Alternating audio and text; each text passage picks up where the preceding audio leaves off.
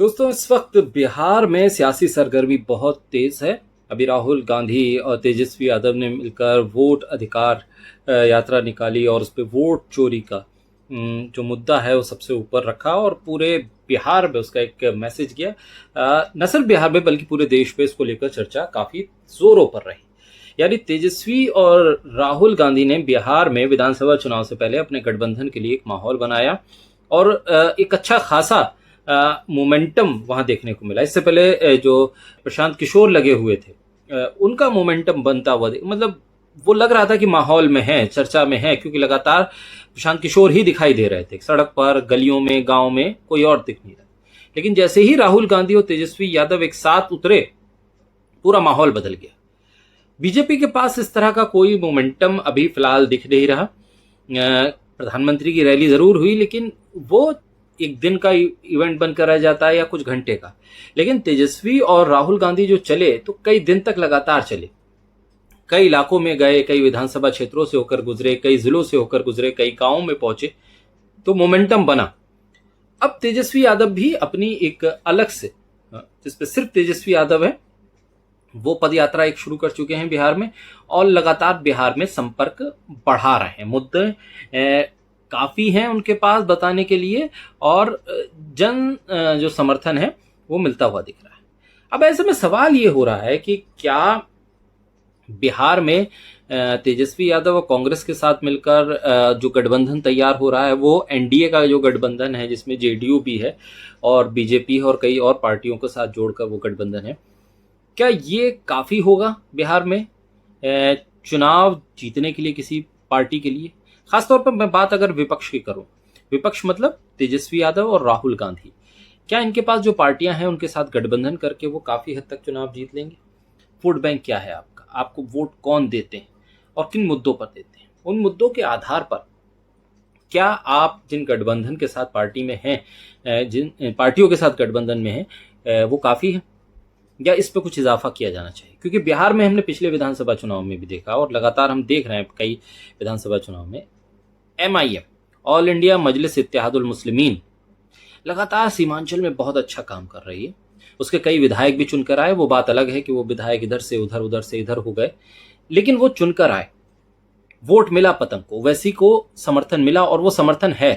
विधायक इधर से उधर जाने का मतलब ये नहीं कि वो विधायक जो वोट लेकर आए थे वो वोट भी शिफ्ट हो गए। उन वोट को बिहार में एमआईएम कितना कंसोलिडेट कर पाती है, ये एक सवाल भी है, ये चुनौती है ओवैसी के लिए। और अगर कंसोलिडेट कर पाती है तो फिर तेजस्वी के लिए चुनौती है कि उन सीटों पर वो कैसे जीतेंगे, क्योंकि आखिरकार वो वोट उन्हीं का है। जो तेजस्वी यादव को या कांग्रेस को देते आए थे वोट, वो इश्यूज बेस्ड मुद्दों पर ओवैसी की तरफ गए थे। अब सवाल ये है कि ओवैसी इस बार लगातार जो सवाल होता है ओवैसी से, भाई आप वहां गए, आपकी वजह से चुनाव हार गए, आप यहां गए तो आपकी वजह से बीजेपी जीत गई, तो ओवैसी कहते हैं कि मैं ही 7 या 3 सीटों पे चुनाव लड़ा। बिहार में ओवैसी इस बार, उत्तर प्रदेश में भी ओवैसी लगातार गठबंधन की कोशिश करते रहे थे, अलग अलग पार्टियों से गठबंधन किया, वो नहीं चला, वो बात अलग।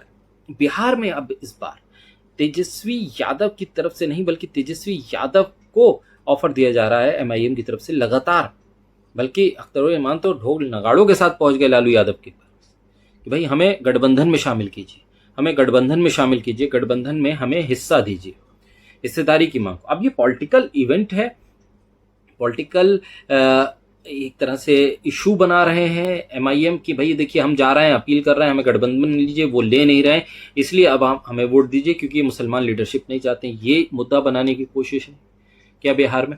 क्योंकि तेजस्वी यादव हो या कांग्रेस हो या जो इस तरह के गठबंधन के हैं साथी, इंडिया गठबंधन के, वो सीरियस नजर नहीं आ रहे हैं एमआईएम को साथ लेने के लिए। ऐसे में अब जो तेजस्वी यादव यात्रा कर रहे हैं, इसमें भी एमआईएम के कुछ समर्थक पहुंचे थे और ये अपील करने लगे, भाई हमें उसमें लीजिए, गठबंधन में हमें हिस्सेदारी दीजिए, मुस्लिम यूथ को हिस्सेदारी दीजिए।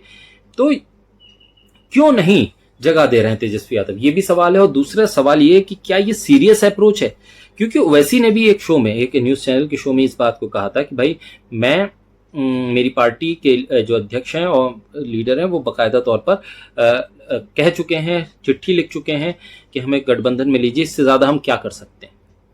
क्या ये ओवैसी की तरफ से उस बात का की घेराबंदी की जा रही है जो उन पे आरोप लगते हैं कि भाई आपकी वजह से बीजेपी जीत गई, इसलिए हम आपको वोट नहीं करेंगे?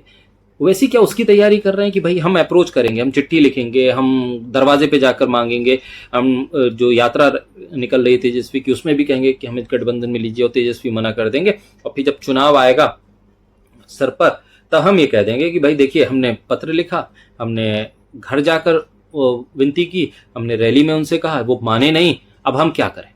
ये मुस्लिम लीडरशिप चाहते नहीं है इंडिया गठबंधन वाले, इसलिए ओवैसी साहब मजबूर होकर अब चुनाव लड़ रहे हैं, अब दे दीजिए वोट। क्या ये इशू बनने जा रहा है बिहार में? अगर ये इशू बनेगा तो तेजस्वी के लिए मुश्किल होगी, जाहिर सी बात है। ये अगर इशू, ये नैरेटिव बना, क्योंकि ओवैसी बहुत सलीके के साथ इस चीज को बिल्ड कर रहे हैं। ओवैसी की पार्टी बहुत सलीके के साथ बिहार में इस इशू को बिल्ड करती जा रही है। अंदर खाने ये हलचल हो रही है कि देखिए इतनी अप्रोच कर रहे हैं ओवैसी कि भाई हमें ले लीजिए, और फिर भी तेजस्वी क्यों नहीं कर रहे हैं। ये एक बड़ा गंभीर जो नैरेटिव है वो सेट हो रहा है अंदर खाने। अब आप इसे समझें या ना समझें, तेजस्वी यादव, राहुल गांधी समझें या ना समझें, वो बात अलग है, लेकिन ये अंदर खाने बिल्ड हो रही है चीजें। दरअसल तेजस्वी यादव और कांग्रेस को लग रहा है कि भाई हमें मुसलमान तो वोट देगा, हम एमआईएम को क्यों साथ में लें, और एमआईएम को साथ में लेने का हमें कोई मकसद दिखाई नहीं देता। वो मुसलमानों को एक वोट बैंक की तरह मान रहे हैं कि ये तो हमें देंगे ही देंगे वोट, हम क्यों फिर इधर उधर की बात करें, हम क्यों एमआईएम के सहारे रहें। लेकिन वो ये नहीं समझ रहे हैं कि एमआईएम अगर नहीं जीती तो नुकसान तो आपका बहुत कर जाएगी। दरअसल सीमांचल के 4 जिलों की 24 सीटों पर मुसलमान बहुत बड़ी आबादी में, पूर्णिया में 38% है, कटिहार में 44%, अररिया में 43%, किशनगंज में 68% है। यानी कि एमआईएम को विकल्प के तौर पर इन 24 सीटों पर देखा जा रहा है, और 24 सीटों पर यह नैरेटिव बहुत आसानी से अब ओवैसी ढालेंगे, बहुत तेजी से, कि देखिए लालू यादव के घर गए, हमने चिट्ठी लिखी, सोशल मीडिया पे डाली, हमारे बयान है, अख्तर उल ईमान का बयान है, ओवैसी का बयान है, हमें गठबंधन में ले लीजिए, हम गुजारिश कर रहे हैं, और ये तैयार नहीं है। ये लोग तो हमारी जो आबादी है उसके हिसाब से हमें हिस्सेदारी नहीं देना चाहते, ये अपने परिवार की हिस्सेदारी चाहते हैं, ये मुसलमानों के खिलाफ हिस्सेदारी दे रहे हैं, जिनका 1-2% वोट है उनको हिस्सेदारी दे रहे हैं, 3% वोट वालों को हिस्सेदारी दे रहे हैं, हमें नहीं दे रहे हैं। ये नैरेटिव अगर इन 24 सीटों पर बिल्ड हो गया तो आरजेडी के लिए बहुत मुश्किल होने वाली है। 2020 में 5 सीटें जीती थी, हालांकि 4 आरजेडी में चले गए थे, लेकिन फिर भी ये स्थिति है कि वोट मुसलमानों का अभी भी ये देख रहा है, अंदाजा लगा रहा है कि आप किधर की सोच रहे हैं, किधर जा रहे हैं। इस तरह से अभी तक कोई जवाब नहीं, 3 से 4 बार आरजेडी से अप्रोच कर चुका है एमआईएम, कोई जवाब नहीं मिला है।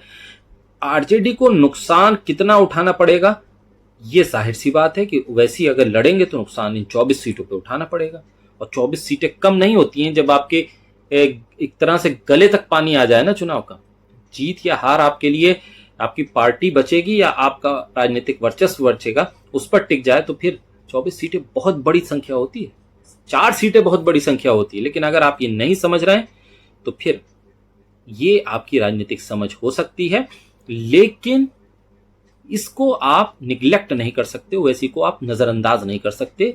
बिहार में कम से कम आने वाले दिनों में देखना होगा कि ओवैसी की पार्टी जिस तरह से अप्रोच कर रही है, जिस तरह से इस पूरे इशू को ले रही है, जनता तक पहुंच रही है, उसका असर जनता पे क्या होगा, और क्या सीरियसली तेजस्वी यादव नेग्लेक्ट कर चुके हैं एमआईएम को, और इतना आसान होगा क्या एमआईएम को बिहार में निगलेक्ट कर पाना।